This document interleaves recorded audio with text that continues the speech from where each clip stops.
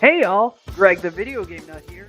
This past week was definitely an interesting one, so here's a rundown with my opinions, cause why not? If you guys like this kind of video format, I'll definitely do more. So, without a further ado, let's dive right on in.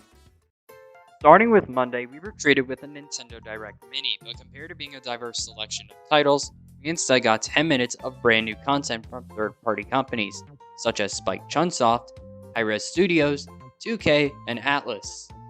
I feel that most of the announcements were bland except for that of the Shin Megami Tensei 3 Nocturne remaster and new info about Shin Megami Tensei 5. Since SMTV is a simultaneous release in all parts of the world, if it's successful, we can definitely see more Atlus titles getting the same treatment in the future, and yes, I'm looking at Persona. If you're as concerned as I am about their first party lineup for the rest of the year, have no fear, as Nintendo will continue to do this style of game announcements. Like anyone, I'm anticipating the game for Mario's 35th anniversary, but rip to actual directs for now. Wednesday favored Bandai Namco as their new arcade lineup countercades featuring Pac-Man for the 500th time and Miss Pac-Man. They used more advanced software here, and also gave a diverse selection of 2 classic games on each unit. They're going to ship out at the end of August, meaning if you don't want a Miss Pac-Man cabinet that takes up 2/3 of your game room, this is your best bet, and you can also play Miss Pac early. They're exclusive to QVC and sell for under $100. They later did their Play Anime live event, which was, all in all, very disappointing. They said they love anime, but I don't think they put enough love in their game reveals. A lot of the game announcements were about stuff that we have already known about for quite a bit of time. Thursday afternoon gave us info about the first party lineup for Xbox Series X, and it was even worse than Bandai's little weep fest. I'm just leaving this meme here for the time that I speak because it shows that Microsoft knows how to sell products from other companies rather than their own, which is really sad, honestly. As I've said in my last video, I'm already favoring the PS5 completely for a good number of reasons, as I'm anticipating those pre-orders to come out very soon. Xbox will definitely take the beating this upcoming generation. I'm dead serious. Square Enix also announced Dragon Quest XI-S to come to other platforms other than Switch for this December. Fans have already been discussing a controversy with the game's graphics, as it will be a complete port of the Nintendo Switch version. If you have a PS4 or PC and don't care about extra content, just get the vanilla version of the game. Dragon Quest XI still runs and looks fine on Switch, and these new versions will be no different. It also has a nice price tag of $40, so it's definitely a good deal, especially if you want to play one of the best RPG titles of this generation. Look for it December 4th.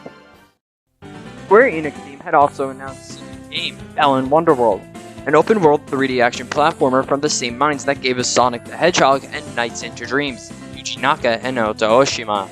It follows 2 15-year-old children who are each having their own life dilemmas, until they discover Balan's tutor, in which they are led into his wonderworld to find what's important to them, restore the balance in their hearts, and kill off the negativity from the magical wonderland.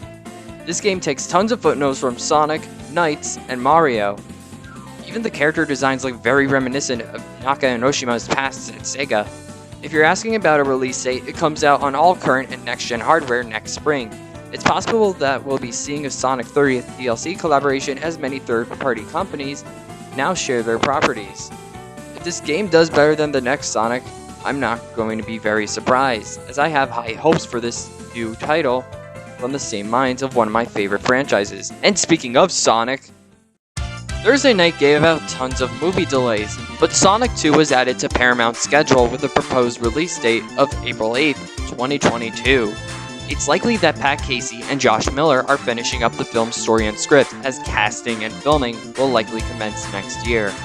Ben Schwartz, James Marsden, and Jim Carrey will definitely return here in their respective roles. It might be early to predict, but this film will have a thing to do with Robotnik's revenge, Tails and some of the Blue Blur's iconic friends, as well as the Chaos Emeralds and Super Sonic. It would be insane to see the Death Egg and the Death Egg robot on the big screen. That would totally make an epic, kick-ass final battle. I'm just hoping that the merchandising will be a lot better here than what we got for a majority of Sonic 1. Hopefully, society can reform so we can enjoy this next installment together in the spring of 2022. The Sonic Cinematic Universe is already off to a good start, and it's only going to get bigger and better. Friday was a super slow news day, except for the fact that we have obtained new Crash Bandicoot 4 gameplay from a demo that was sent to news services and hardcore fans by Activision. And yes, that's what you saw in this video's intro. As much as I want to say that I played it, it's not my video, as I will be using others' gameplay for this section here. There were 3 levels which consist of Snow Out, Dino Dash, and a version of Snow Out in an alternate viewpoint from the eyes of series antagonist Neo Cortex, which then pieces together to the main Bandicoot level, as you also play through a slightly harder section than before. We also now know 3 of the 4 quantum masks, as Kapunawa is the time, Ika Ika is the gravity, and now Lonnie Lolly has the ability to phase certain objects in and out of the world. The game is also using Unreal Engine 4 as the main game engine. One other thing I know is that the collectibles have been changed around to only be gems, as it seems that crystals and relics are no longer here for the moment being. The game isn't finished, so anything can change.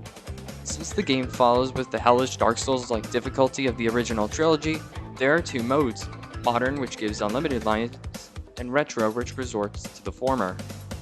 We're only under 10 weeks from the game's launch on October 2nd, and I'm honestly ready to report on more of Crash 4 at any time. And now, here's something we hope you'll really like. Originally, I didn't plan for these segments to be here, but now that the cat's out of the bag, I might as well report up on it. Saturday exploded with tons of new information on classic Nintendo source code and prototypes from their Chinese subsidiary iQue. These include Super Mario World, Yoshi's Island, Star Fox 2, and even a scrapped Pokemon MMO, just to name a few. But most notably, we have received source code and assets for Super Mario 64, which involves Luigi. Some super early voice clips were also attached, and those were later reused in the Super Mario Advance games on Game Boy Advance. Modders have successfully gotten the model to work in-game. It coincidentally only took 24 years and 1 month for L to finally be real. While it's sad that the mystery solving is over, it was totally fun while it lasted. The Super Mario 64 community has been getting tons of unconditional love this year, from memes to mods, and even a full-on recreation of the game for PC, which is still getting updated very often. This game is definitely booming more than ever. Now, if we can only get that official remake to happen on Switch. Just this morning, Koei Tecmo confirmed in a financial statement that Persona 5 Scramble, The Phantom Strikers, is officially confirmed to get a Western release. This is the first time it has been fully acknowledged, as the title hit Japan this February and came to other parts of Asia in mid-June, not too long after we got Persona 4 Golden on PC. It will hit PlayStation 4 and Nintendo Switch, as it picks up from where Persona 5 or Persona 5 Royal ended, as this hack-and-slash RPG is referred to by Atlus in some cases as Persona 5 2. Considering the time it takes Atlus to localize games, I can see it coming out during the holidays or very early next year, but at least before the end of March 2021. Persona 5 the animation is getting its English dub this September, so it may be a little while before we hear from Atlus again about this internationally anticipated title. Expect more soon, it's definitely on the way.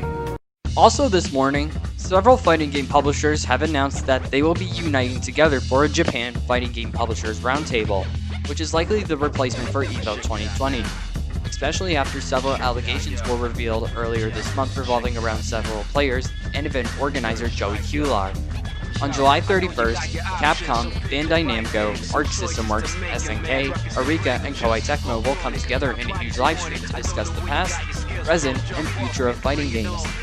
As of now, I'm expecting information on Street Fighter V's final season of DLC, the next packs of DLC for Bandai's lineup of titles including Tekken 7, Soul Calibur 6, and Dragon Ball FighterZ. Guilty Gear Strive's next challenger and release date, as well as Samurai Showdown DLC, and a full reveal of the King of Fighters 15 with a release window that we can all look forward to. As for Dead or Alive 6 and Fighting EX Slayer, we haven't heard much from either of those titles in a bit, so we can maybe expect new info from those franchises too.